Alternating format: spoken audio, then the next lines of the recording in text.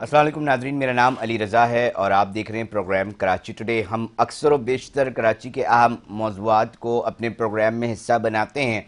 कुछ वाक़यात ऐसे होते हैं जो कि बेहिसी की तरफ इशारा करते दिखाई देते हैं। कोरंगी डिस्ट्रिक्ट है, उसका इलाका है बिलाल कॉलोनी, जहाँ पर कुछ रोज़ कबल जो है एक अफसोसनाक वाक़या जो है वो पेश आया, और जिसके अंदर अगर हम देखें जो सीसीटीवी फुटेजेस आई हैं तो वो दिल दहला देने के लिए काफ़ी हैं। एक शख्स तड़प रहा है, एक शख्स को डकैत गोलियां मार चुके हैं, फरार हो गए हैं, और उसके पास कुछ रकम थी जो उसने उछाल दी थी। बजाय कि इंसानियत के नाते उस जख्मी को बचाया जाता, एक बहुत बड़ा तादाद में लोग आते हैं और वो रकम ऐंठने की कोशिश करते हैं, चुराने की कोशिश करते हैं, उसको उठाने की कोशिश करते हैं, और ज़ख्मी जो है उसी तरफ तड़पता रहता है। क्या मामला, इसकी डिटेल के अंदर आपको तमाम तफसीलात से नाज़रीन आगाह करेंगे। सबसे पहले कि मामला हुआ क्या, कौन लोग इसके अंदर जाँ बहक हुए, और अब तक की क्या ताज़ा तरीन जो है वो अपडेट्स हैं। हमारे साथ टेलीफोन लाइन पे चीफ रिपोर्टर हैं असद साहब। हम कोशिश करेंगे कि उनसे पूरी डिटेल जो है इस हवाले से लें। और स्टूडियो में मेरे साथ मोहम्मद इरफान साहब हैं, एजुकेशनिस्ट हैं, सोशल एक्टिविस्ट हैं। बहुत शुक्रिया इरफान साहब टाइम देने के लिए। सबसे पहले, इस तरह के जब भी वाक़यात आते हैं ना, तो हमें पता चलता है कि हम किस पस्ती की तरफ गामजन हो चुके हैं या जा रहे हैं। क्या आपने भी ये सीसीटीवी फुटेज देखी है, चल रही है स्क्रीन पे, मतलब क्या, कहाँ खड़े हैं हम? पहले तो बहुत बहुत शुक्रिया आपका इनवाइट करने का। और बहुत ही दुख की बात है, और जितना भी इस वाक़े को की मजम्मत की जाए, कंडेम किया जाए, वो कम है।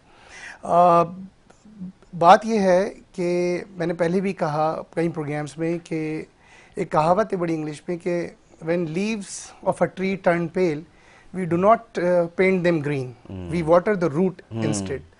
तो हम असल में जराइम की जो रूट कॉज है ना, उसको नहीं देख रहे। देखें अली, जब बंदा इंसान बनता नहीं है तो वो बिगड़ता है। तो अनफॉर्चुनेटली कौन हमारे बनाएगा, कौन फिर? मोहम्मद इरफान साहब, यस ये भी तो यस मसला यस है ना। मेरे पास हजारों लोग आते हैं। I am a teacher myself, I am an educationist, I am a principal. लोग मुझसे आके 50 दफा बात करते हैं कि सर हम किस बात का इस स्टेट को टैक्स दें। हम सिक्योरिटी हमें नहीं मिल रही, एजुकेशन हमें नहीं मिल रही, मेडिकल हेल्थ फैसिलिटीज हमें नहीं मिल रही, पानी हम खुद बोरिंग करके निकाल रहे हैं, बिजली हम खुद पैदा कर रहे हैं, गैस हमारे पास अवेलेबल नहीं है। तो जो हम टैक्स पे करते हैं वो जस्टिफाइड है, या ये भी एक भत्ता है जो स्टेट को हम पे कर रहे हैं? तो in such circumstances where state fails to deliver, तो लोग कहते हैं जो टैक्स हम नहीं दे रहे, हम चोरी कर रहे हैं या नहीं दे रहे, उनके पास भी जस्टिफिकेशन है। तो कोई इदारा परफॉर्म नहीं कर रहा, अनफॉर्चुनेटली कोई डिलीवर नहीं कर रहा है। और जब इंसान बन नहीं रहा तो इंसान बिगड़ रहा है। अब बनेगा कहाँ से इंसान? कोई हमारे स्कूल के हालात देख लें। एक हमारे उस्ताद हैं, बहुत अच्छी बात करते थे अली, कि हर सनद याफ्ता तालीम याफ्ता नहीं होता, और हर तालीम याफ्ता तरबियत याफ्ता नहीं होता। बिल्कुल। तो हमारे पास सनद वाले तो बहुत लोग घूम रहे हैं। यही करप्शन है, हर इदारे में करप्शन है, इवन एजुकेशन में बहुत सारी करप्शन है। और यहीं से हमारे बच्चे ने बनना होता है, यहीं से हमारे बच्चे की तरबियत होनी होती है। ना तो उन्हें तालीम मिल रही है, ना उन्हें तरबियत मिल रही है। हाँ, सनद जरूर मिल रही है। सनद जरूर मिल रही है। असद जैदी साहब, थोड़ा सा मुझे पहले वाकया बता देना, ताकि मेरे मेहमान और देखने वाले जो नाजरीन है ना, उनको भी पता चल जाए ना कि मामला हुआ क्या है। पुलिस ने अपनी इन्वेस्टिगेशन कहाँ तक लेकर गई है, और अभी कोई गिरफ्तारी भी हुई है या नहीं, या हर दफा की तरह जी ढूंढ लेंगे, गिरफ्तार कर लेंगे और उसके बाद पेश कर देंगे? जी देखिए अली रजा, सबसे पहले तो ये वही आम सा एक वाकया है जो फिर बहुत खास हो जाता है। सबसे पहले बैंक से रकम निकालते हैं, रकम निकालने के बाद वापस आ रहे होते हैं, जहां मंजिल मकसूद पे जाना था वहां जाकर रुकते हैं। जैसे गाड़ी से बाहर आते हैं, डकैत हजरात अपना हक समझ के उन पर गने तानते हैं, और फिर वो पैसा लेने की कोशिश करते हैं जो बैंक से निकाल कर लाए थे, और फिर वो पैरों को उछाल देते हैं दोनों बाप बेटा। लेकिन इसी असनान में जब पीछे से बेटा आने लगता है तो वो बाप पर फायर करते हैं, बाप नीचे गिरते हैं। वो अपने हक की और जिंदगी भर की जमा पूंजी ऐसे लुटते देख ना सके, वो झपटे, और फिर जब झपटे डकैत की तरफ उसने फायर किया, वो नीचे गिरे। पहले बाप वो मौके पे उनकी डेथ होती है, और फिर बेटा जख्मी होता है। लेकिन देखिए, जिस वाकये की आप बात कर रहे हैं, इसमें बेहिसी का अंसर देखिए। एक तरफ दो लोग जिंदगी और मौत की कशमकश में अपनी जिंदगी की जमा पूंजी बचाने की कोशिश कर रहे हैं, और दूसरी तरफ लोग इतने ढीठ हो चुके हैं, मैं कहूंगा कि, और इतने बेहिस हो चुके हैं कि वो जब पैसे फेंकते हैं और फिर डकैत को दबोच लेते हैं, तो तब भी लोग आगे बढ़कर मदद करने को तैयार नहीं। लेकिन ये कैसा अलमिया हो गया। इस शहर में कैसा अलमिया अब हो गया है कि लोग इसके बाद भी जब वो जख्मियों को ले जाया जाता है, एक बाप की डेथ हो जाती है, बेटा जख्मी है और डकैत भी जख्मी होता है जो बाद में पकड़ा जाता है, उसका रिकॉर्ड भी मिल जाता है, उसके वो भी बाप बेटा है उनका भी रिकॉर्ड, ये तमाम चीजें पुलिस के रिकॉर्ड पर आ जाती हैं। लेकिन आप देखिए कि एक रकम जो वो छीन कर गए थे वो मिल गई, लेकिन वो जो तमाशाई मौजूद थे वो जो रकम है वो ना मिल सकी। नहीं, हम और देखते ना असद साहब, पहले हमें नजर आता था कि जी वीडियोस बनाने का कल्चर आम हो गया है कि जी वाकई को रोको नहीं, वीडियोस बनाने लोग, मगर ये कोई इनके मतलब फिर मुंह से बहुत कुछ निकलने के लिए रह जाता है कि भाई आपकी रकम थी, आपको किस हैसियत से जो है वो आप उठा रहे हैं, और फिर लोग जख्मी पड़े तो ये जो एक डकैत मार के जा रहा है, एक तो वो मुलजिम, दूसरा ये जो माशरे के मुलजिम है हमारे, जिनको शायद मैं इरफान साहब यहाँ मौजूद हैं, मैं इनसे जानने की मजीद कोशिश करूंगा कि जनाब मुझे बताएं कि तालीमी इदारों में कहाँ कमी रह रही है, हमारे असातिज़ाओं में कहाँ कमी रह रही है, हमारे समाजी कारकुनों में कहाँ कमी रह रही है कि वो एक माशरा तश्कील देने में नाकाम हो रहे हैं। मगर साथ साथ साबिक रुकने कौमी असम्बली है सलमान मुजाहिद बलोच साहब, उन्होंने भी हमें टेलीफोन लाइन पे ज्वाइन कर लिया है। सलमान साहब, ऐसे वाकयात नए नहीं हैं, मुख्तलिफ बेहिसी और बेहिस माशरे की जो अक्कासी है वो हम मुख्तलिफ वाकयात ऐसे देखते रहते हैं। एक और वाकया हो गया, हम चले डिबेट कर रहे हैं, मगर हम किसी नतीजे पे पहुंच सकेंगे, कभी बेहतरी आ सकेगी, और फिर जुर्म की दुनिया से हमें वो दिन कब देखने को मिलेगा कि जी आज हमारे पास जुर्म की दुनिया से खबरें नहीं है। सलमान मुजाहिद बलोच साहब। जी बहुत शुक्रिया अली रजा, आपको और आपके व्यूअर्स को अस्सलाम वालेकुम। जी अली रजा, बात यह है कि अभी हम नताशा वाला मामला नहीं भूले थे। हाँ।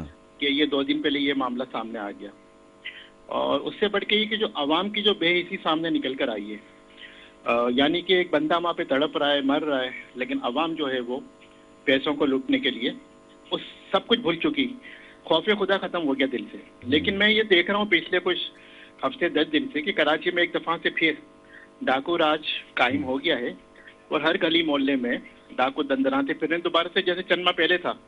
तो ये चंद माह की जो खामोशी बीच में थी, इसका इशारा भी किस तरफ जाता है कि किसके कहने पे स्विच ऑफ हुआ, किसके कहने पे दोबारा से स्विच ऑन हो गया है। तो मैं समझता हूँ कि इसमें जिनका किरदार है, जिनको काम करने की जरूरत है, वो अपना काम प्रॉपर नहीं कर रहे। अगर वो सही मानों में काम करें अपना, और खास करके डिस्ट्रिक्ट कोरंगी के हवाले से अगर मैं बात करूँ तो वहाँ पे तो आए दिन ये सुनने को मिल रहा है, ये खबरें आ रही हैं कि क्राइम को कंट्रोल करने की बजाय क्राइम को बढ़ावा देने के लिए मामला तय किए जा रहे हैं। मतलब किसी ना किसी थाने के एसएचओ की कोई ना कोई खबर हमें आ जाती है करप्शन के हवाले से, अब चाहे वो गुटखा माफिया हो, चाहे वो डाकू हो। और फिर खालिद मकबूल भाई एक बात कहते हैं ना कि जो एसएचओ कराची आता है, जो इंस्पेक्टर आता है, वो अपने इलाके के डाकू भी अपने साथ कराची लेकर आता है और खुली छूट देता है। और ये तो हम देख ही रहे हैं कि हर थाने में जो भी एसएचओ लगता है उसमें क्राइम में कमी होने की बजाय उसमें बढ़ावा जाता है। सर मौकिफ का एहतराम है आपके, सर मौकिफ का एहतराम है, मगर वो कहते हैं हम कोशिश तो कर रहे हैं ना, पुलिस का डिपार्टमेंट कहता है हम कोशिश कर रहे हैं, मारते भी हैं, पकड़ते भी हैं, हम मुकाबले भी होते हैं। अली रजा, ये जो इस्तिलाह है ना, हाफ फ्राई फुल फ्राई जी, ये सिर्फ सिंध में चल रही है, ना बलोचिस्तान में, ना केपी में, ना पंजाब में। मुकाबले भी वो होते हैं कि जो उनको सूट करते हैं। आवाम पकड़ती है, आवाम मारती है, पुलिस ले जाती है, उसके बाद क्या होता है कुछ नहीं पता। बल्कि ये भी हमने तो सुना है कि डाकुओं से डील की जाती है कि चलो भाई हमारे इलाके में, हमारे थाने की हदूद में आप करो डकैतियाँ, आप मारो लोगों को, आप औरतों की बेहुरमती करो, बच्चियों की हुरमती करो, उनको मारो, मतलब लाइसेंस टू किल किया, लेकिन हमारा हिस्सा हमें दे दो।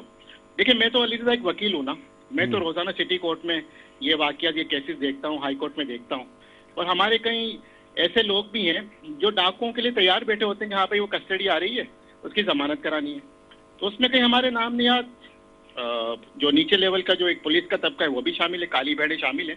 तो हम समझते हैं कि ऊपर से लेकर नीचे तक पूरी ओवर आलिंग की जरूरत है ना। सर इसका कोई पॉलिटिकल, सलमान साहब इसका कोई पॉलिटिकल सोल्यूशन निकाल पाए हैं, क्योंकि आपकी जमात भी असेंबली के अंदर मौजूद है, माजी में भी मुख्तलिफ ओहदों पे रही है, कोई पॉलिटिकल सोल्यूशन इसका नज़र आ रहा है? देखें जी, पंजाब के अंदर हम देख रहे हैं ना कि दिन ब दिन वज़ीर आला खातून जो हैं वो मरीम नवाज साहिबा मुख्तलिफ फोरम्स पे जाके कहीं ना कहीं नज़र आ रही हैं, कहीं ना कहीं वहाँ पर सेफ सिटी प्रोजेक्ट हमें नाफिजुल अमल नज़र आ रहा है। उसके बाद बाकायदा तौर पर वीडियोज़ बताई जा रही हैं बना के कि देखें जी हमने इस सेफ सिटी से जो है ये नताइज लेना शुरू कर दिए। वो वीडियो सिंध के अंदर हम कब देखेंगे, इस सिंध के दारुल खिलाफा कराची में कब देखेंगे? आपकी पॉलिटिकल जमात के अरकान असेंबली के अंदर मौजूद हैं, सिंध हुकूमत के साथ मिलके क्यों इसके ऊपर काम नहीं हो पा रहा सर? अली रजा, पंजाब तो भाई पंजाब है ना, और अगर दूसरे मानों में कहूँ तो पंजाबी पाकिस्तान है, तो वहाँ तो डिलीवर करना ही करना है। वहाँ पे जो हुकूमतें बनती हैं वो वोट से बनती है ना। हमारे यहाँ तो जो 15-20 सालों से मुसलत की गई है पीपल्स पार्टी की हुकूमत को, अंदरून सिंध में चले जाएं, वहाँ पे बडेरों को जो है वो खरीद लिया जाता है, उनको जो है टाउन म्यूनसिपल कमिश्नर से, दीगर इदारों से, महकमों से माहाना पैसे मिल जाते हैं। आवाम थोड़ी वोट देती है वहाँ पे। तो ये हिस्सेदारी जो, और ये जो पार्टनर इन क्राइमशिप चल रही है, तो ये तो चलता रहेगा। जहाँ तक बात है वजीर आला पंजाब के, वजीर आला सिंध की, मुराद अली शायद 15 साल से यहाँ बैठे हुए हैं, क्या कर लिया उन्होंने? ठीक है, कंपैरिजन होने लगा है। आज उनकी एक वीडियो देखी मैंने कि कलरी का जो ग्राउंड है वहाँ पे जाके फुटबॉल खेल रहे हैं और मुर्तजा बाब जो है वो गोल कीपिंग कर रहे हैं। तो मुर्तजा बाब is the mayor of the Karachi metropolitan city of the यार, तो ये उसका ये काम है। अब वो तर्जुमान बन गया बिलावल का। तो बात ये है कि अगर आप मेरी पॉलिटिकल पार्टी की बात करेंगे, मेरी पॉलिटिकल पार्टी एमक्यूएम तो ये कहती है कि जब तक कराची में मकामी पुलिस का निज़ाम नहीं होगा और जब तक बाहर के लोग यहाँ पे पुलिसिंग करते रहेंगे, तो जब तक जो है डाकू और पुलिस का चक्कर चलता रहेगा। आपको यहाँ पे कराची में, like Punjab, like KPK, like Balochistan, like Gilgit, Karachi में भी आपको मकामी पुलिस का निज़ाम को राइज करना पड़ेगा, तब तो जाके आप हमसे रिजल्ट लें। अदरवाइज पॉलिटिकल विल नहीं है। अदरवाइज अब देखें कच्चे के डाकों का सिलसिला कब से चल रहा है। कई वीडियोस आ गई हैं, पीपल्स पार्टी के झंडे के साथ खड़े होकर नारे लगा रहे हैं।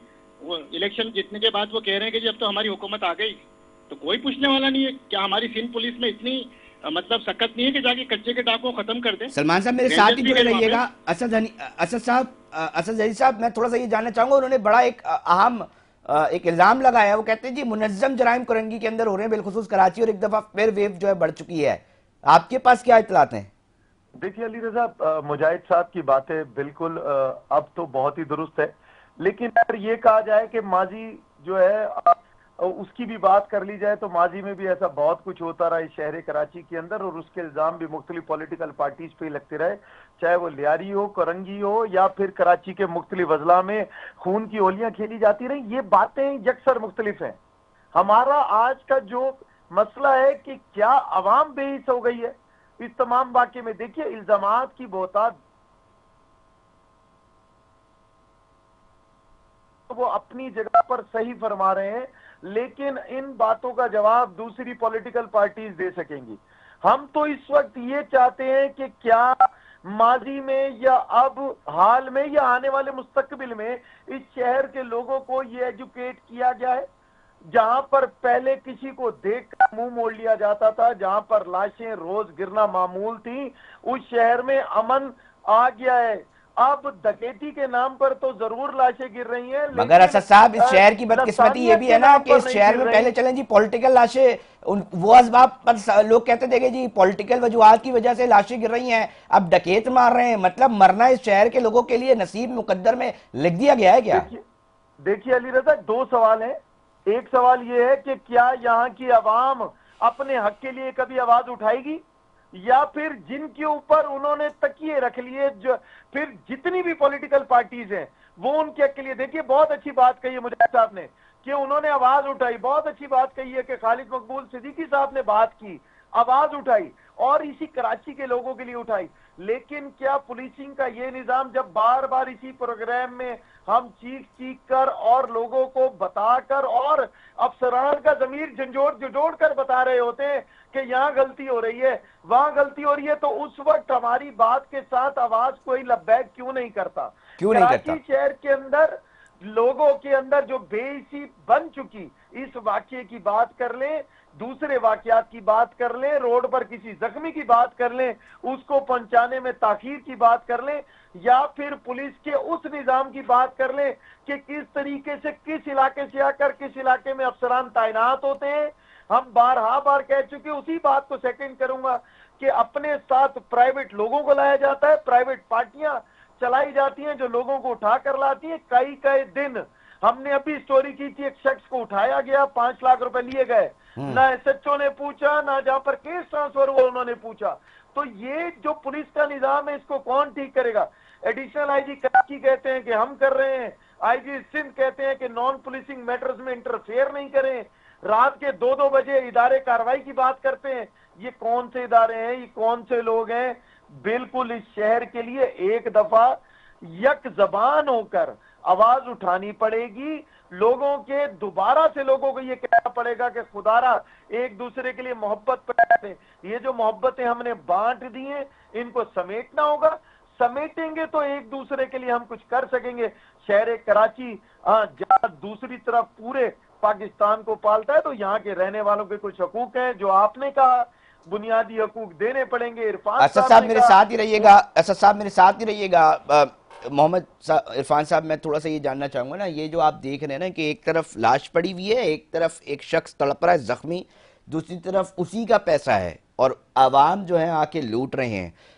मैं थोड़ा सा मुझे ये बताएं ना कि असातिज़ा से कहाँ गलती हो गई। अब आप इतने भरे पड़े तालीमी इदारे, तबकाती तालीमी निज़ाम है, अच्छे से लेके बुरे तक सैकड़ों स्कूल खुल गए हैं। ये अखलाक और अखलाकियात कब सिखाएंगे, कौन सिखाएगा, कहाँ गलती हो रही है इरफान साहब?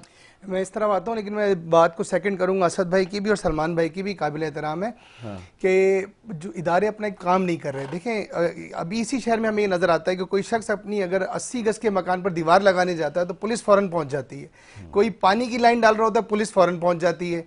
अगर कहीं कोई रेडी लगा रहा होता है गरीब आदमी, पुलिस फ़ौरन पहुँच जाती है। लेकिन क्राइम सीन पे पुलिस पहुँचने में नाकाम हो जाती है और लोगों को इंसाफ भी नहीं मिल रहा होता। वो अब ये जो मर गए, जिन अल्लाह मग़फ़िरत फरमाए, मेरे नज़दीक तो वो शहीद है और अल्लाह उनकी शहादत को कबूल फरमाए, क्योंकि उसने अपने हलाल की कमाई को बचाने के लिए उसने जान दी है। अच्छा, ये अब कोई इन्फ्लुएंशियल आदमी होगा या पैसे वाला आदमी होगा, वो परसू करेगा केस को, तभी कहीं जाके उसको कई गुना महंगा शायद इंसाफ मिल जाए। अगर उसके आगे पीछे कोई नहीं है तो मैं नहीं समझता कि इसे इंसाफ भी मिल सकेगा इस मुआशरे के अंदर जो हम बना चुके हैं इस वक्त। दूसरी बात यह है कि अगेन मैंने कहा कि एजुकेशनल जो एजुकेशनल एस्पेक्ट है इसके अंदर, तालीम और तरबियत का, सरकारी स्कूल आप जितने भी ले लें हमारे, या तो वो अबेंडेंड है, या वहाँ पे भैंसें पल रही हैं, या वहाँ पर नशा हो रहा है। और सरकारी स्कूल का प्रिंसिपल या टीचर जो कि लाखों रुपए तनख्वाह ले रहा है, वो अपने बच्चे को प्राइवेट स्कूल में भेज रहा है पढ़ाने के लिए। जब तक हम मजबूर नहीं करेंगे इन सरकारी स्कूल के प्रिंसिपल्स को, टीचर्स को भी कि आपके बच्चे भी इसी स्कूल में पढ़ने चाहिए जहाँ आप पढ़ा रहे हैं, घर से शुरू करेंगे तब रिफॉर्म्स, सोशल रिफॉर्म्स शुरू होंगे। तो एक तो तालीम नहीं है। अच्छा, तालीम हो भी रही तो सारी कमर्शियल हो रही है। बच्चों ने पैसे कैसे कमाने, पैसे की मनी मेकिंग रैट रेस में आदमी इतना पागल हो गया है कि वो समझता है, वो कहते हैं कैसा रब कैसा खुदा, पैसा रब पैसा खुदा, ये मिजाज बन गया। दूसरा, जब इदारे अली भाई पट्टे पे दिए जाएंगे, जब डिस्ट्रिक्ट पट्टे पे दिए जाएंगे, आपका केएमसी पट्टे पे चला जाता है, आपका एसबीसी का हर डिस्ट्रिक्ट पट्टे पे चला जाता है। सर ऐसा ही है। उसी रिकवरी के चक्कर में क्या होता है कि उन्हें डिलीवर नहीं करना, उसने ये कहना कि जो मैंने पैसा दिया है मैंने कैसे रिकवर करना है। ये प्राइवेट भाई, प्राइवेट बीटर्स चल रहे होते हैं। सर मना करती है सरकार, पैसा खर्च जी, पुराना जो था अब सिस्टम खत्म सब। नहीं, आप पैसा खर्च करें, आप काम देख कैसे हरकत में आते इदारे देखें, और आप गरीब आदमी की कोई सुनवाई नहीं है। अच्छा इरफान साहब, मुझे ये भी बताएं ना, वो जो लोग पैसा उठा रहे हैं इस पर्टिकुलर केस के अंदर, उनको कोई डर नहीं है कि पुलिस उनको पकड़ेगी, या वो भी किसी एहतसाब के कटेरे के अंदर आ सकते हैं? क्या दीनी मदारिस हों, तालीमी इदारे हों, उनका उधर से गुजर नहीं हुआ, किसी ने अखलाकियात नहीं सिखाई कि भाई एक चीज़ तुम्हारी नहीं है, दूसरी तरफ एक जख्मी जिसने इसका रकम है, तुम खुलेआम ऐसे लूट रहे हो और तुम मतलब क्या साबित कर रहे हो? तो मतलब ये जो माइंडसेट है ये कैसे बन रहा है? बिल्कुल सही कहा। किसी का भी माल लूट लो, बस मौका मिले, बहुत बड़ा खुदा ना खास्ता कल को कोई छोटी सी भी चीज मौका मिल जाए तो लूट लेंगे, तो छोड़ेंगे नहीं लोग। सर जैसे मैंने कहा, इंसान जब बनता नहीं है तो बिगड़ता है, बनता है तो फरिश्तों से भी अफजल है, और बिगड़ता तो जानवर से भी बदतर है। और तालीम बहुत इंतहाई खतरनाक चीज़ है अगर उसके साथ तरबियत ना हो। अगर उसके साथ तरबियत ही आपको सिखाती है कि उस इल्म का कैसे आपने इस्तेमाल करना है, उसका अच्छा इस्तेमाल क्या है और उसका बुरा इस्तेमाल क्या है। तो जहाँ तरबियत का फुकदान है, तालीम आपको सिखाती है, शऊर देती है, अकल देती है, विजडम भी दे रही होती है, लेकिन तरबियत बताती है कि उस विजडम का, शऊर का कौन देगा सर? तरबियत हमारे 10 15 20 25 जो मॉब मुझे नजर आ रहा है, जो बड़े बड़े मजे से लूट रहा है, ये इसका कसूर कौन है? मैं इस सवाल का जवाब ढूंढने की कोशिश कर रहा हूँ। मैं हूँ, आप हैं, हमारा माशरा है, हम सब है, हमारे तालीमी इदारे हैं कि उन असातिज़ाओं ने नहीं सिखाया या उनके वालिदैन हैं जिन्होंने नहीं सिखाया, एक चीज तुम्हारी है ही नहीं और जख्मी पड़ा है, तुम उसको छोड़ के लूट रहे हो। इसमें बहुत ज्यादा जो ब्लेम मैं करूंगा ना हमारे इस मुल्क के करता धरता जो भी हैं, क्योंकि देखिए जब पॉलिटिक्स की बात की सलमान भाई ने भी, मुझे कनेक्ट करके बताइए। कनेक्ट करके बताता हूँ, कनेक्ट इससे करके बताता हूँ कि जितने भी कराची जो है ना, की लिटरेसी मानी जाती थी, इसकी तालीम तरबियत मानी जाती थी। कराची भरा पड़ा था ऐसे असासों से, ऐसे हीरो से, ऐसे एसेट से जो बहुत तालीम याफ्ता थे, बहुत काबिल थे, जिनको पहनने ओढ़ने की तमीज़ थी, जिन्हें बात करने की तमीज़ थी, जिन्हें मुल्क चलाने की तमीज़ थी, जिनमें मैनर्स थे, जिनमें अखलाकियात थी, जिनमें खाना हर चीज़ की पाँव से लेकर सर तक की मैनेजमेंट की तमीज़ थी उन्हें। उन लोगों को बड़े सिस्टमेटिक तरीके से मार दिया गया, सिस्टमैटिक तरीके बड़ी से। सिस्टमेटिक, पॉलिटिकली विक्टिमाइज किया गया, मारा गया, अजीब तरह की कोई क्लींजिंग के नाम पर ऑपरेशंस किए गए। इस शहर के साथ बड़ी ज्यादती हुई है।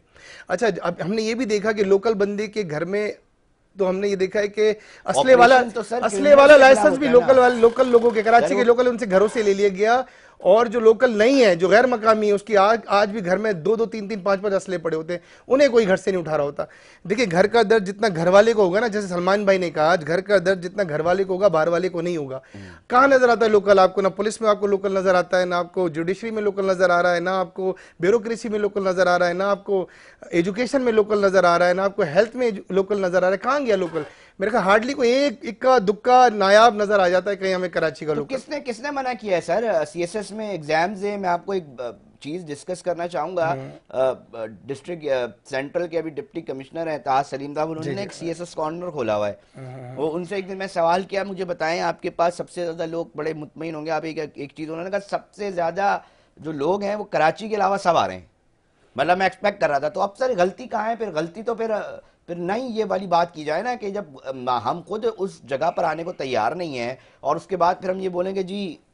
तो नहीं, इरफान साहब, जहां मैं आपकी बात को सेकंड करूंगा ना, बात ठीक है, हमें नाउमीद नहीं होना चाहिए। हमें पुलिस पुलिस तो भाई ये हमें सिस्टम है, कौन हमें जाए, हमें लॉ नहीं, नाउमीद, ये तो गलत है। नाउमीद हमें नहीं होना चाहिए। But at the same time जो माइंडसेट हमारे बच्चों में, लोकल लोगों में डाल दिया गया है कि आप जितनी भी कोशिश कर लें, आपको कोटा सिस्टम के नाम पे विक्टिमाइज किया गया, आपको सीट्स नहीं दी गई, और किसी तरह करके भी आप ये बैरियर्स तोड़ कर निकल भी जाते हैं फॉर एग्जाम्पल, तब भी इतनी सारे लोग अभी इस वक्त सीएसएस करके बैठे हुए। पोस्टिंग सिर्फ उसी को मिलनी है जो फेवरेट है, जिसने अपने जो टेंडर भर के आ गया है, या जिसने वो करना है जो उसको लेकर आएगा पोस्टिंग पर, उसके कहने पे इशारों पर नाचना है, जिसने इस शहर की मजीद ऐसी की तैसी करनी है। अब जब मजीद ऐसी की तैसी हो रही है तो मतलब ये जो मॉब है ये किसी भी दिन बेख्तियार होके कहीं पे भी लूट मार बाजार मचाए। यस, ऐसा हुआ है।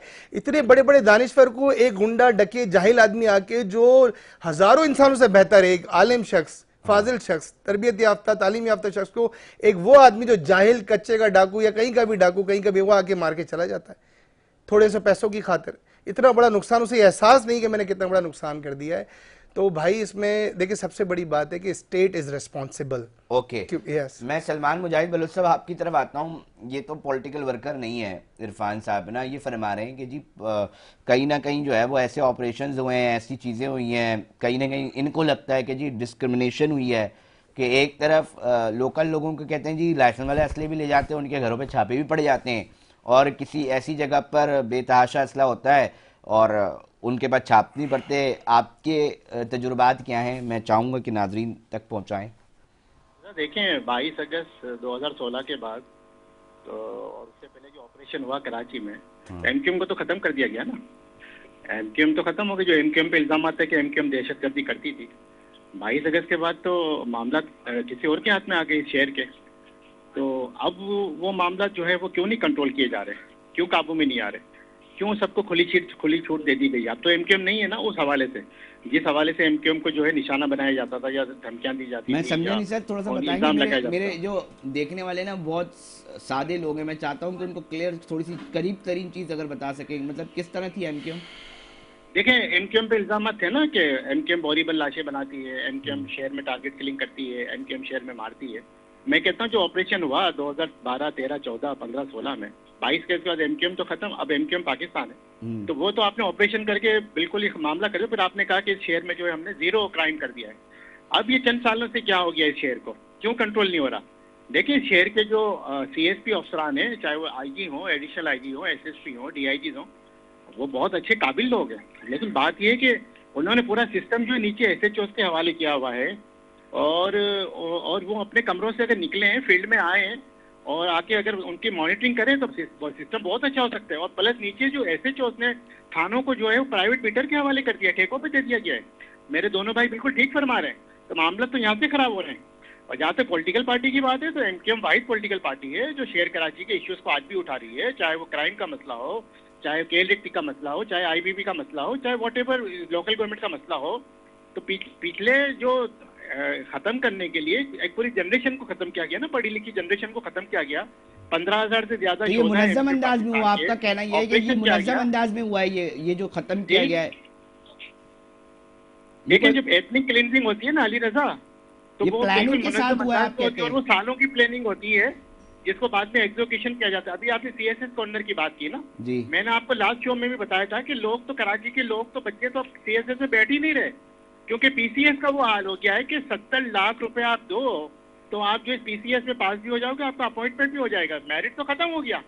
यानी अब बच्चे तो इससे मायूस हो गए। अभी जो 2 दिन पहले जो हुआ है मेडिकल के जो टेस्ट हुए उसमें क्या हुआ है आपने देखा, क्या सूरत हाल बनी।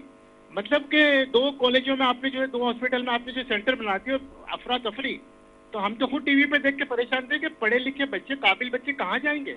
फिर अभी जो मैट्रिक बोर्ड के रिजल्ट आए, इंटर बोर्ड के बाकायदा मुनज़्ज़म प्लानिंग के रिजल्ट आए, यानी कि जो अंदरून सिंध का बच्चा है जामशोरों का या सक्कर का, वो तो 99% ले रहा है, और कराची का वो बच्चा जिसकी मैट्रिक में 70%, 80%, 90% आ रही है, वो 40% ले रहा है इंटर तो में। सर पढ़ा नहीं होगा ना, तो तैयारी नहीं की होगी सलमान साहब, उसको तैयारी सही से नहीं की होगी ना। अरे अली रजा, आप भी इतने मासूम नहीं है, आप अपने प्रोग्राम की रेटिंग के लिए इतने मासूम तो ना बने ना। नहीं, मैं एक बात हुकूमत कह रहा हूँ, आपको कुछ जनरल नहीं बात कहती। पूछ रहा हूँ, हो सकता हुकूमत है ये आपको भी कुछ नहीं कहती। सुने हुकूमत आपको कुछ नहीं कहती, पेमरा आपका चैनल नहीं बंद कराएगा, नहीं कराएगा। आप हमारी बात तो जाने देना आवाम तक। नहीं, मैं तो सवाल कर रहा हूँ सर, हो भी तो सकता है ना ये कराची के बच्चे अब तैयारी नहीं कर रहे हो। नहीं, ऐसा है ही नहीं ना। अब आपके सामने आपने भी इश्यूज को उठाया था अपने शो में जी बिल्कुल। एक बच्चा जो है 70% ले रहा है, वो 40% पे कैसे आ गया। अब देखे ना, एक ऐसे हैदराबाद डेवलपमेंट अथॉरिटी के ऑफिसर की 18 साल के बाद डिग्री जाली निकली है कल, वो 18 साल से बड़े बड़े ओहदों पे रहा, उसका हिसाब कौन लेगा भाई। अभी जो मैट्रिक बोर्ड का जो चेयरमैन है वो सस्पेंड हुआ है इसी वजह से, उसका हिसाब कौन लेगा। क्या कराची को सबने लूटो फूटो वाली बात कहानी कर ली है कि कराची को लूटना है भागना है। यहाँ जो भी अफसर आ रहा है, एसबीसीए का हाल देख लें, वाटर बोर्ड का हाल देख लें, केएमसी का हाल देख लें, आप केडीए का हाल देख लें, दीगर इदारों का हाल देख लें, पुलिस का हाल देख लें, सारे इंटीरियर टीम से लोगों को लाके भर दिया गया है और सिर्फ एक ही टास्क दिया गया है कि बस अपने करप्शन करो, माल बनाओ, गाँव में कोठियां बनाओ, जमीनें खरीदो। कराची गया भाड़ में, कराची वाले गए भाड़ में, कराची वालों का खून जो है पानी है, कोई डाकुओं को रोकने वाला नहीं है, कोई डाकुओं को पकड़ने वाला मतलब आप कह रहे हैं ये जो आप ये कह रहे हैं कि जो डकैती के दौरान ये जो आवाम का एक रंग नजर आया है वो नीचे से लेके ऊपर तक एक जैसा है, ये आपका मौक़िफ़ है। मैं कहता हूँ कि उसमें कराची के ओरिजिनल लोग होंगे ही नहीं जिन्होंने ये हरकत की है। ये वो सब गैर मकामी है जो बाहर से उठ के आए। मैं आपको बताऊं कि 20,000 बंदा रोजाना कराची आ रहा है बाहर से, चाहे वो इंटीरियर सिंध से आ रहा है, चाहे वो इंटीरियर पंजाब से आ रहा है, चाहे वो केपीके से आ रहा है। ये वो लोग हैं जो पैसों के लिए सब कुछ कर रहे हैं यहाँ पे। या मंशियात भी बिक रही है, या करप्शन भी हो रहा है, या किलिंग भी हो रही है, यहाँ पे जो है मामला भी खराब किए जा रहे हैं। इस शहर के अमन को तबाह कर दिया गया, इंफ्रास्ट्रक्चर को तबाह कर दिया गया।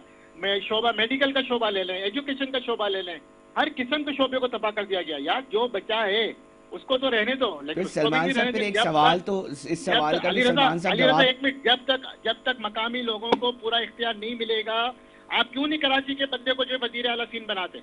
क्या ये कहीं लिखा हुआ है आईने पाकिस्तान में कि कोई शाही जो है वो इंटीरियर सिंध का वजीर आला होगा?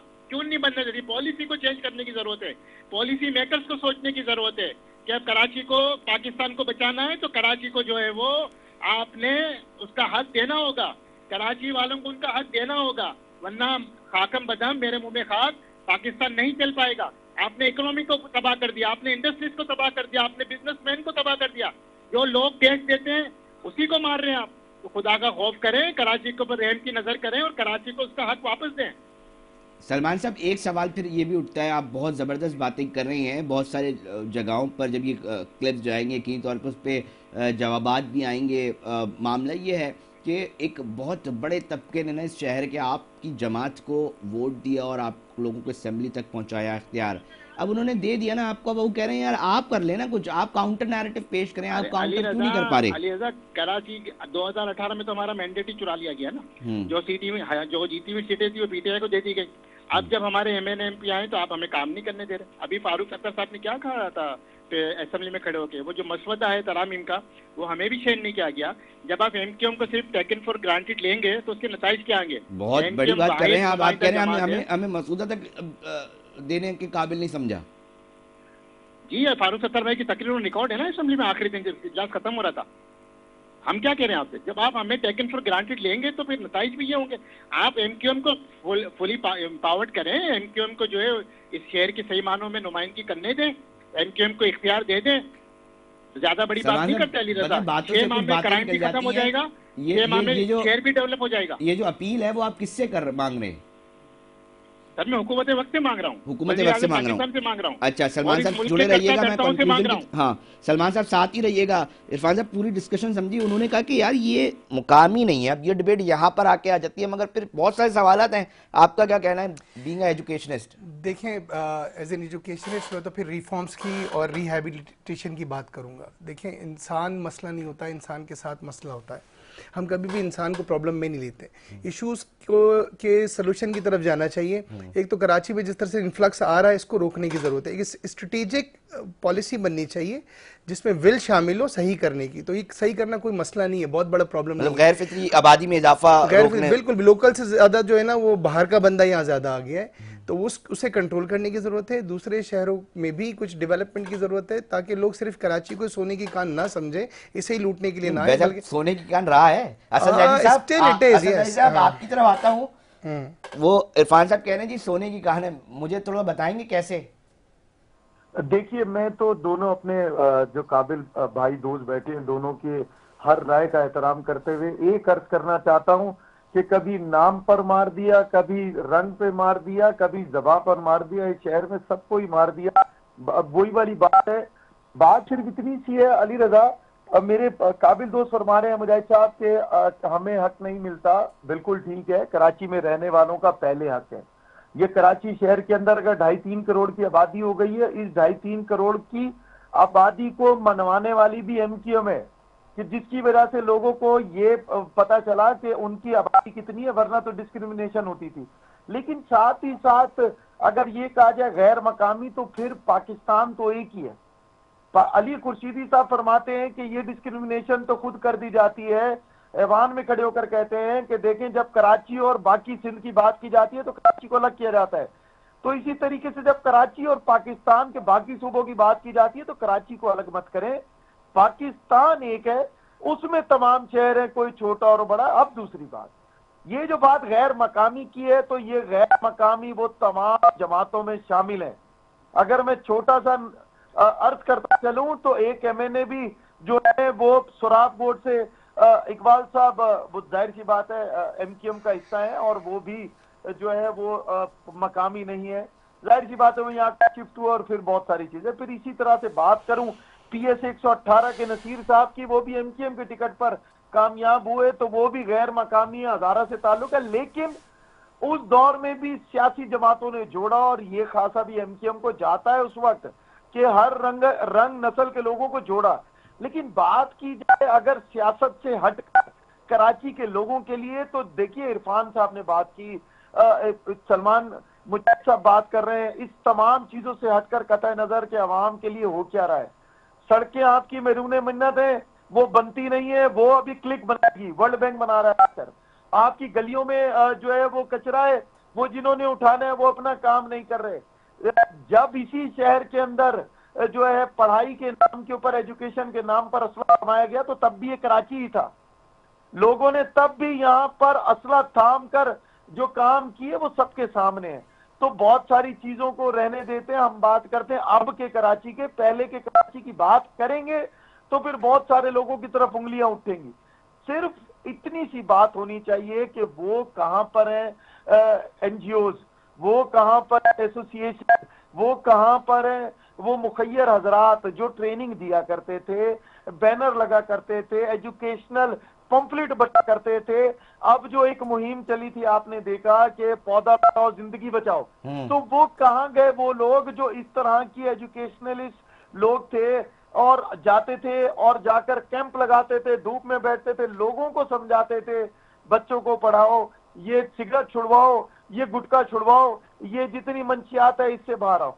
फिर देखिए पुलिस पर हम बात अब तक जो कर रहे हैं सिर्फ तनकीद कर रहे हैं, पर पुलिस ने जो किया उसका जिक्र तो करते थे।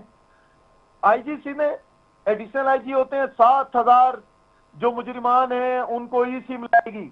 किधर गए? वो 12,000 कह दिया, फिर किधर गए? 7,000 छोटा बड़ा असला, छोटा असला आएगा ताकि गलियों में जा सके, किधर गया? कभी शाहीन फोर्स के नाम पर, कभी ईगल फोर्स के नाम पर, और फिर कभी स्नैप चेकिंग के नाम पर ये तमाम चीजें होती रही। डकैत हैबिचुअल वैसे ही रहे। आज अगर किसी इदारे ने, आप इन लोगों के मोबाइल चेक करवाए ना, इनको बोले हिस्ट्री उठाए ना, 10 केसों में बंद आदमी किसी का सोर्स निकल आता है, किसी एसएचओ साहब के नीचे काम कर रहा था, किसी चौकी इंचार्ज से बंदे उठवा रहा था। तो ये तमाम चीजें क्या हवा में हो रही हैं? ये चीजें चल रही शहर हैं। के अंदर चीजों को दुरुस्त करने के लिए मोहल्ला कमेटियां थी, पीस कमेटियां थी, टाउन लेवल पर थी, उसके बाद डिस्ट्रिक्ट लेवल पर थी, कहां गई? ये क्या हवा में चली गई? कब जाकर हम ये जिम्मेदारी महसूस करेंगे? बहुत वैलिड पॉइंट कमेटी उठाया बनाई असद अली साहब। जाती थी। शॉर्ट टाइम है, मैं चाहूंगा कंक्लूड करने के लिए सोल्यूशन मुझे बता दें सनाब, क्या करें? वो कह रहे हैं जी मोहल्ला कमेटियां बनाएं और ये तमाम चीजें जो माजी में हुआ करती थी अब ओन करें। मतलब कहीं ना कहीं जो मैं बात असद अली साहब की समझ आए होंगे, भाई शहर को ओन तो करें। बिल्कुल असद भाई की बात से इत्तेफाक करूंगा। याद हो अली, हम छोटे थे तो हम टेलीविजन पे पीटीवी पर हम देखा करते थे कि एथिकल एजुकेशन एंड ट्रेनिंग दी जाया करती थी कि बच्चा, बाप जो है बच्चे के सामने सिगरेट पी रहा होता था तो बच्चा भी बाप को देखकर वो सिगरेट जलाने की कोशिश करता था, तो फिर उस पर समझाया जाता था। बड़ों को समझाने की बहुत जरूरत है क्योंकि बच्चे जो है ना बड़ों से असर लेते हैं। हमारे बड़ों को सबसे पहले तो सुधरने की जरूरत है, मुझ समेत, क्योंकि हम सब बड़े ये चाहते हैं कि हम पावर हासिल करें, हम गाड़ी हासिल करें, 2 गार्ड हमारे साथ हों और हम अपने से गरीब वाले को हटाएं फिरें। इस तरह का कल्चर हमें सबसे पहले खत्म करना पड़ेगा। हमें लोगों को बताना पड़ेगा कि पैसा ही सब कुछ नहीं है, बल्कि कम पैसों के साथ भी इज्जत और के जो साथ, तुम्हारा नहीं है वो तुम्हारा नहीं है, ये भी बताना वो बनाए। तुम्हारा नहीं है। अगेन देखें, इंसान, अभी बात ये कि एक तो हमें किसी के आने पे एतराज नहीं है, असद भाई की बात से ठीक है, बंदा आए नो प्रॉब्लम, लेकिन आने के अंदर भी कोई ना कोई कंट्रोल तो होना चाहिए, कोई सिस्टमेटिक कोई तरीका। चेक एंड बैलेंस भाई होना एक चाहिए। गिलास में आप पानी कहां तक भरेंगे आप? एक तब तो छलकेगा ना पानी। तो कराची भी कितना अकोमोडेट करेगा, कितनी पॉपुलेशन को अकोमोडेट करेगा? वसाइल आपके पास है नहीं, पीने का पानी लोगों को मिल नहीं रहा, लाइट आ नहीं रही, गैस मौजूद नहीं Solution, है, इरफान सड़कें साहब, टूटी हुई हैं। solution भाई, right man at the right place. लगा हुआ है कराची में? नहीं, नहीं लगा होता तो सही होता। हाँ, लगा होता तो ये हाल होता कराची का। कोई सही जगह पर सही बंदा बिठाने की कौन जरूरत। इंसान का बच्चा बनाएगा जो अपना माल, मतलब भाई है ही है, स्ट्रेटेजिक, भाई दूसरे का भी ले रहा है। अगेन स्ट्रेटेजिक पॉलिसीज बनानी पड़ेंगी। ये लोगों को मारकर जितने भी डाकू अब मारते रहे, ये रोज पैदा होते रहेंगे क्योंकि हमारा माशरा इसको पैदा कर रहा है। अली, इसमें कुछ जेन्युइन लोग भी हैं। देखें, मेरा मुजरिम नहीं, बच्चा, जुर्म खत्म करो। यस, गुर्बत ही आप खत्म नहीं कर रहे। आप जुर्म को खत्म करने के जो रूट कॉजेज हैं उनको आप कंसंट्रेट नहीं कर रहे, उस पर फोकस नहीं कर रहे। आपने क्या करा? बस मट्टी डाल दी, आपने पत्तों पे जो है वो हरा कलर कर दिया, जड़ों को आपने पानी नहीं दिया। बात ये कि आरजी सोल्यूशन नहीं है बंदे मारना। अब रोज ड्रग्स पकड़ी जाती है, रोज ड्रग्स आ रही, सबको पता है कि ड्रग्स कहां से आ रही है, किस रूट से आ रही है, कराची में कहां से एंटर हो रही है। वो रूट नहीं रोक रहे। अब आ रही है सर, बलोचिस्तान के रास्ते से सारी आ रही होती है, किसको नहीं पता, हब से आ रही होती है भाई, वहां से आ रही है मुस्तकिल। बच्चे कॉलेजेस में आइस पी रहे, लड़कियां मैट्रिक क्लास की। मेरा बच्चा प्राइवेट स्कूल में पढ़ता है, उसके ऊपर असला लेकर आए थे लड़के। भाई स्कूल के अंदर, स्कूल के बच्चे, कंट्रोल नहीं है इस शहर के अंदर, ना पुलिस कुछ कर रही है। स्कूल में बच्चे बनने की बजाय बच्चे प्राइवेट स्कूल्स में बिगड़ रहे हैं। बहुत सख्त चेक एंड बैलेंस की जरूरत है, जबरदस्त। और अभी माशाल्लाह मैं साथ साथ अप्रिशिएट करूंगा, बल्कि मैडम राफिया जो अब देख रही हैं प्राइवेट इंस्टीट्यूशन को, बहुत अच्छे उन्होंने इकदाम लिए हैं, बहुत अच्छी ट्रेनिंग के सिलसिला शुरू किया है और मॉनिटरिंग का भी सिलसिला शुरू किया है प्राइवेट स्कूल्स के अंदर। ऑफ कोर्स बच्चों के साथ ही बच्चे ही तो हैं जिन्हें हमें सही टाइम पर तालीम और सही रुख की तरफ लेके जाना है, सही इनपुट देना है। सोल्यूशन, मैं आखिरी आपकी तरफ आता हूँ, सोल्यूशन बता दें। शहर का कुछ बेहतरी आ सकती है, लोग अपना माल अपना समझते हैं, ठीक है, दूसरे का भी अपना ना समझे। सोल्यूशन वही है अली रजा कि जो ये मकामी लोग हैं उनको इख्तियार दें अपने मकामी इलाकों को सही करने का, ठीक करने का, मामला को चलाने का, और मकामी पुलिस का निजाम राइट किया जाए। सही, शहर के, वैसे आपकी एक राय लेना चाह रहा हूँ, ओन करते हैं शहर को? हमसे ज्यादा कौन ओन करेगा? मतलब ओनरशिप भी तो नहीं ले रहे होते। मतलब एक चीज ये भी दिख रही होती है सलमान साहब, देखें बहुत सारे मसाइल हैं, बस मेरा नहीं मसला भाई, जब तक मेरे घर के बाहर का मसला नहीं होगा तब तक मेरा मसला नहीं है। कायम करना, लॉ एंड ऑर्डर कायम करना हुकूमत वक्त का काम है, सिंध हुकूमत का काम है, एमक्यूएम का काम नहीं है। फिर भी एमक्यूएम इस शहर की ओनरशिप लेती है। आप दे दी, आप हुकूमत दिलवा दें हमें, फिर आप देख लें विद इन अ मंथ अगर सब कुछ क्लियर ना हो जाए तो बोलिएगा। हमसे बड़ा ओनर कौन है कराची का? अच्छा, आप मतलब आप ये कह रहे हैं फिर ये डकैती, ये चोरी और ये सारे मामला फिर देखिएगा गायब हो जाएंगे शहर से? यार पार्टनर इन क्राइम नहीं होंगे ना। अभी तो वही है ना अली रजा कि तीर खा के जो देखा कमी गाह की तरफ, अपने ही दोस्तों से मुलाकात हो गई ना। वाह, असद जहीर साहब, मैं आपकी तरफ आता हूँ, कंक्लूड करना है, लास्ट मिनट रह गया है, सोल्यूशन वही है जी, मोहल्ला कमेटी बनाने बस। जी देखिए अली रजा, सबसे पहले तो गैर मकामी क्या सिर्फ SHOs चाहिए? अगर ये बात होगी कि इनको हटाकर किसी मकामी को लगा दे, ऐसा नहीं है। इनको भी हटा दें, अच्छे लोगों को भी लगाए, लेकिन फिर एक स्क्रूटनी होनी चाहिए। और मुजाहिद साहब की बात को फिर सेकंड करूंगा, लेकिन इसके साथ साथ इस स्क्रूटनी में उन तमाम लोगों को शामिल किया जाना चाहिए जो सालों से इस शहर के अंदर मुख्तलिफ इलाकों में SHO तैनात होते रहे, DSP SP तैनात होते रहे, लेकिन अमन ना आ सके। उन लोगों को भी एक्स कराची किया जाए, उनको भी भेजे ना इंटीरियर, उनको भी तो कहें कि वहां पर जाकर करें खिदमत, और फिर यहाँ पर नए लोगों को चांस दें ताकि वो लोगों के साथ मिलकर कोई पॉलिसी बनाए। ये कैमरे लगा देना, हर टूल प्लाजा पर कैमरा लगाए, लेकिन यहाँ से मंशियात जाती है ठट्टा या मलीर के रास्ते से, अच्छे SSPs बिठा दिए, फिर कौन इनके हाथ बांध रहा है? इन तमाम चीजों के ऊपर एक नजर डालनी चाहिए। हम तो माशरे में होने वाली बेकायदगियों की तरफ हमेशा उंगली से इशारा करते हैं और अपने लब कुशाई भी करते हैं, लेकिन अब जो इस वक्त जो यहाँ कराची शहर के बड़े हैं उनको सर जोड़कर बैठना होगा, सर जोड़ के बैठना पड़ेगा। तो फिर गवर्नर सिंध ही क्यों ना हो, उनको भी इंटरप्ट करना पड़ेगा और फिर उनको भी लॉ एंड ऑर्डर के अंदर बोलना पड़ेगा। ये अब उनकी भी जिम्मेदारी है। बहुत शुक्रिया असद जहीर साहब, आपका अपने तफसीलात से भी आगाह किया और अपना मौक़िफ़ भी दिया। सलमान मुजाहिद बलोच साहब, आपका भी शुक्रिया, आपने टाइम दिया। इरफान साहब, आप बिलखुसूस आए स्टूडियो में और अपना, हम कोशिश करेंगे आपको तकलीफ जो है वो देते रहें। नाज़रीन, प्रोग्राम का वक्त जो है वो इख्तिताम की तरफ पहुँच चुका है। अपने मेज़बान अली रज़ा को दीजिए इजाज़त, हम फिर हाजिर होंगे। जब तक अपना बहुत ख्याल रखिएगा। अल्लाह निगहबान।